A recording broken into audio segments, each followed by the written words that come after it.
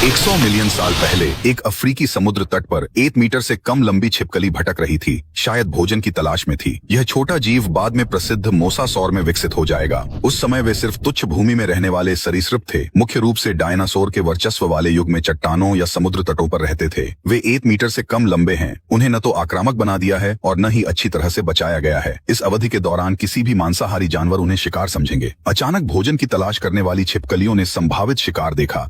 तेजी से दौड़ना शुरू हो गया, लेकिन अचानक एक विशाल पैर ने उसका रास्ता अवरुद्ध कर दिया। उस विशाल छाया को देखते हुए जो लंबे समय से नहीं चली थी, कोई इस डायनासोर के विशाल आकार की कल्पना कर सकता है। इन इजिप्टोसोरस से पहले ये 1 मीटर से कम छिपकलियां बिल्कुल मामूली दिखाई दी। भोजन के लिए हताश जोखिम लेते हुए अधीर छिपकली ने वास्तव में विशाल जानवरों के पैरों के बीच दौड़ने की हिम्मत की। यह सिर्फ एक काटने के लिए अपनी जान जोखिम में डाल रहा था। दूरी में एक क्रेफिश धीरे धीरे रेत के पार चल रहा था। यह छिपकली की बेताब पीछा की गई दावत छिपकली निकली, अपने शिकार की ओर तेजी से दौड़ते हुए और इसे खाते हुए। यह दर्शाता है कि उस समय इसकी अस्तित्व की आवश्यकताएं कितनी सीमित थीं। हालांकि भूमि पर बड़े शिकारियों ने अंततः उनके अवसरों को कम कर दिया। मोसासौर के पूर्वजों ने अपने बड़े मुंह पर निर्भर रहते हुए शिकारी डायनासोरों के पास आने से पहले जितना संभव हो उतना क्रेफिश निगलने का प्रयास किया। लेकिन तभी 5.3 मीटर लंबा और 450 किलोग्राम से ज्यादा भारी एब्लोसोरस समुद्र तट की ओर तेजी से आ गया। वह भले ही जबरदस्त काटने की शक्ति से वंचित हो, लेकिन मांसाहारियों में इसकी तेज गति काबिले तारीफ थी।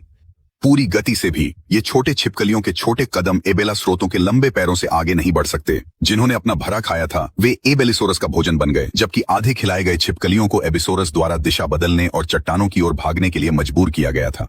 खाए गए कुछ छिपकलियों ने अभी भी एबेलिसोरस की भूख को संतुष्ट नहीं किया था, इसलिए उसने शेष छिपकलियों का सख्ती से पीछा किया। आगे एक चट्टान के साथ एकमात्र शरण एक था